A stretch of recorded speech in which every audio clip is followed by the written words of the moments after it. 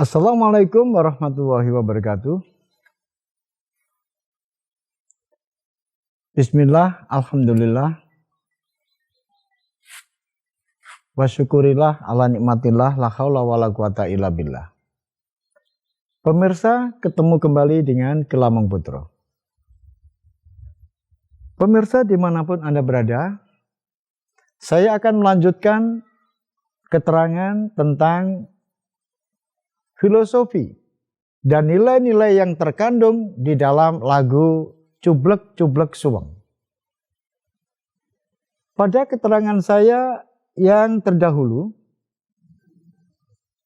bahwa untuk menyelaraskan jiwa dan raga, untuk menyelaraskan cublek-cublek suweng, suwengi ting glenter yang ada di dalam diri kita ini, maka perlu, yaitu mendekatkan diri kepada Allah Subhanahu wa Ta'ala dengan cara berzikir. Saya juga sudah menyampaikan bahwa berzikirlah dengan suara-suara yang pelan. Berzikirlah dengan suara-suara yang keras.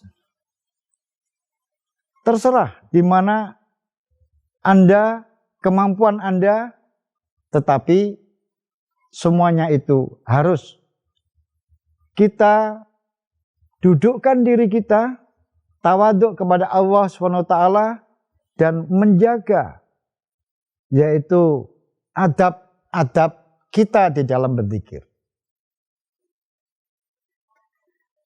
Karena Allah juga sudah berfirman, siapa yang ingat kepada aku, maka aku juga akan ingat kepada kamu.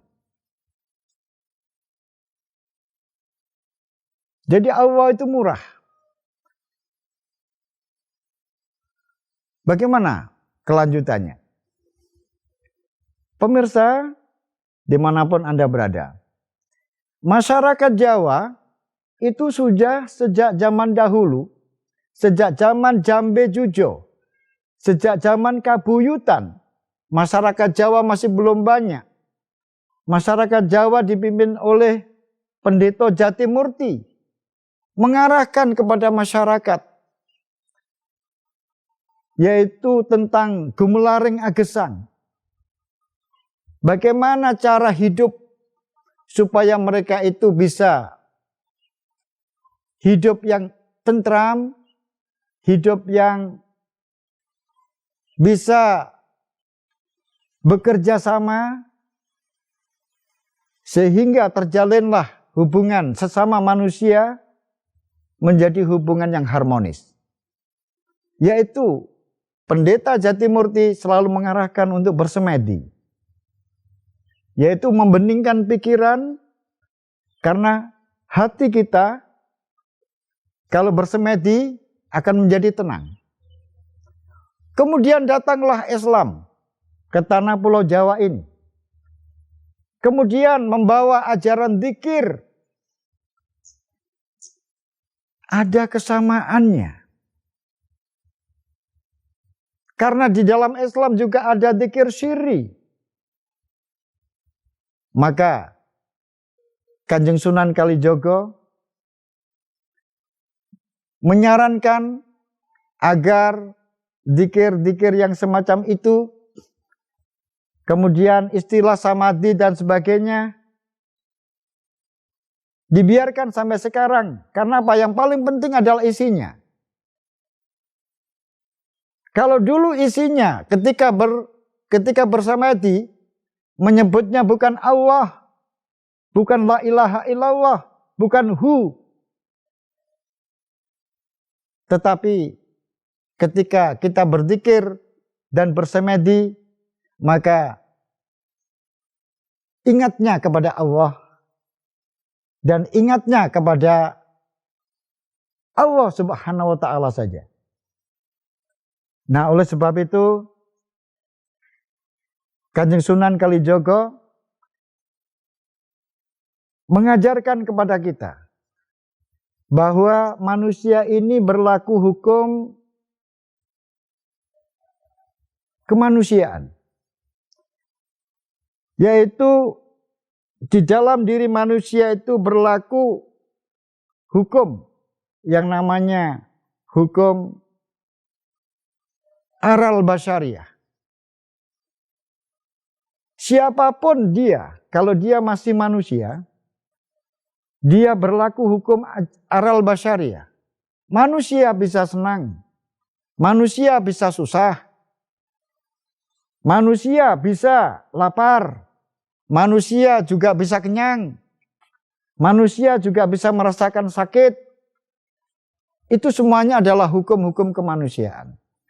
Oleh sebab itu, karena manusia di atas hukum kemanusiaan, maka manusia mengalami zawaliyah. Apa itu zawaliyah? Zawaliyah itu adalah bahwa di dalam diri manusia itu selalu berubah. Dunia ini adalah zawaliyah, manusia adalah zawaliyah. Selalu berubah. Tidak ada yang tidak berubah. Orang Jawa bilang, owah gingsir. Pagi hari kita bangun tidur. Bangun tidur itu juga merupakan perubahan dari tidur. Sarapan itu juga perubahan dari sebelum sarapan menjadi sarapan.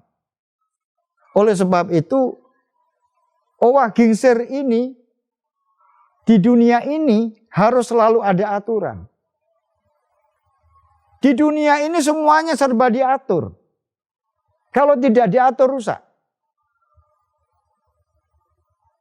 Apa yang tidak diatur di dunia ini? Anda sebagai anak harus taat pada orang tua. Itu adalah aturannya. Anda sebagai murid harus taat kepada tata tertib sekolah.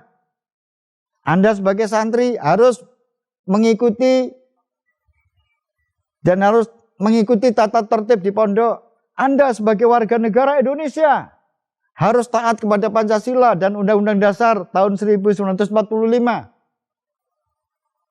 Jadi dunia ini adalah penjara bagi manusia. Karena semuanya serba diatur. Tidak ada yang tidak diatur. Semuanya diatur. Karena apa? Anda melancong di alam dunia. Kalau Anda melancong di alam gaib, maka berlakulah yang namanya adam hukmi. Yaitu tidak ada hukum. Nah, ketika kita berzikir, kita akan melancong ke alam gaib. Maka ketika kita berzikir sampai tak jendit lololoba, wong mati ora oba. Nah, maka Anda akan masuk ke alam ruhiyah. Yang begitu indah. Kemudian Anda di sana dengan tidak ada hukum, tidak ada yang melarang. Anda mengetahui berbagai macam hal. Tetapi tidak ada yang melarang. Tidak ada hukum, tidak ada ini dan itu, tidak ada larangan. Semuanya bebas. Itulah yang disebut dengan adam hukmi. Pemirsa yang budiman, bahwa manusia di dunia ini karena ada aturan, maka manusia merasa dipenjara. Apa yang tidak diatur? Semuanya diatur. Anda sebagai orang yang beragama, maka harus mentaati yang namanya kitab suci. Itu adalah aturan. Oleh sebab itu, di dalam dzikir, kalau kita sudah mencapai makom dzikir syiri, maka Anda bisa melancong. Yang pertama adalah alam ruhiyah. Kalau Anda di alam ruhiyah ini sudah ingin meningkatkan ke atasnya lagi, yaitu masuk ke alam syiriah. Kemudian nanti kalau Anda sudah masuk ke alam syiriah, Anda ingin meningkatkan lagi ke alam yang lebih tinggi lagi, yaitu alam nuriyah. Maka Anda menjadi tenang. dan Anda memiliki banyak pengalaman spiritual. Nah, di tempat-tempat itulah berlaku Adam hukmi yang tidak ada aturan sama sekali. Bebas. Oleh sebab itu, pemirsa dimanapun Anda berada, cublek-cublek suweng-suwenge tenggelenter, mambu ketundung gudel. Mambu ketundung gudel, sopo ngerti ndelekake, sir-sirpong dele bodong.